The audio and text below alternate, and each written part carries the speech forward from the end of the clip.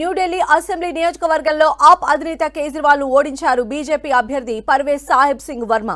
కేజ్రీవాల్ ను ఓడించిన పర్వేజ్ ఢిల్లీ మాజీ ముఖ్యమంత్రి సాహిబ్ సింగ్ వర్మ కుమారుడు. కేజ్రీవాల్ పైన విజయం సాధించిన పర్వేజ్ వర్మ పూర్తి పేరు పర్వేజ్ సాహిబ్ సింగ్. పర్వేజ్ తండ్రి సాహిబ్ సింగ్ వర్మ 1996 నుంచి 98 మధ్య ఢిల్లీకి సీఎంగా పనిచేశారు.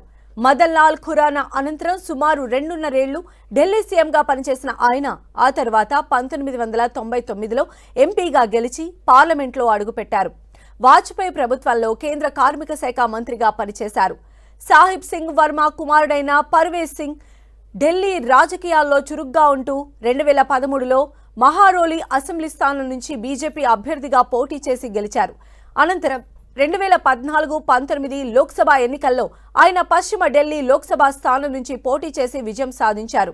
2014లో 2,68,000 ఓట్ల తేడాతో గెలిచిన పర్వేజ్ 2019లో 5,78,000 ఓట్ల భారీ మెజార్టీతో గెలిచారు. దీంతో భారీ మెజార్టీలు సాధించే నేతగా బీజేపీలో పేరు సంపాదించారు. ఢిల్లీ చరిత్రలోనే ఓ లోక్సభ అభ్యర్థి సాధించిన అత్యధిక మెజార్టీ ఇదే. అయితే వివాదాస్పద వ్యాఖ్యలతో గత ఏడాది లోక్సభ ఎన్నికల్లో పర్వేజ్ కు హైకమాండ్ టికెట్ ఇవ్వలేదు. అనంతరం అసెంబ్లీ ఎన్నికల్లో కేజ్రీవాల్ కు ధీటైన అభ్యర్థిగా ఎవరిని దించాలన్న దానిపై బీజేపీ భారీ కసరత్తు చేసింది. చివరికి పర్వేజ్ వర్మను రంగంలోకి దింపింది.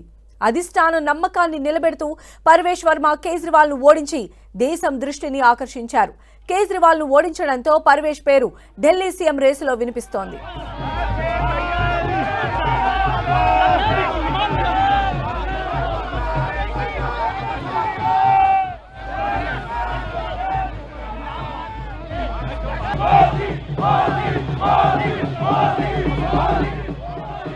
తనను గెలిపించిన ఢిల్లీ ప్రజలకు ధన్యవాదాలు తెలిపారు పర్వేజ్ సింగ్. మోదీ విజన్తో ఢిల్లీని అభివృద్ధి చేస్తామన్నారు.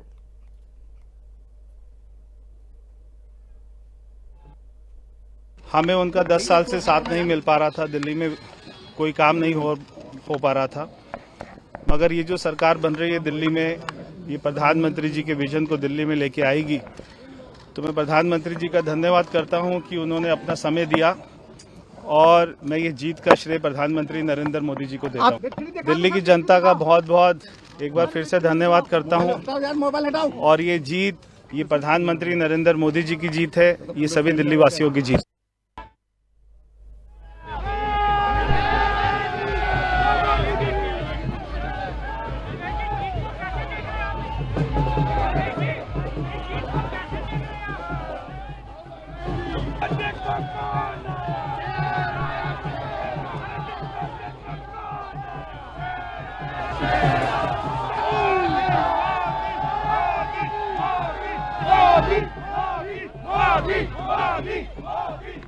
Modi!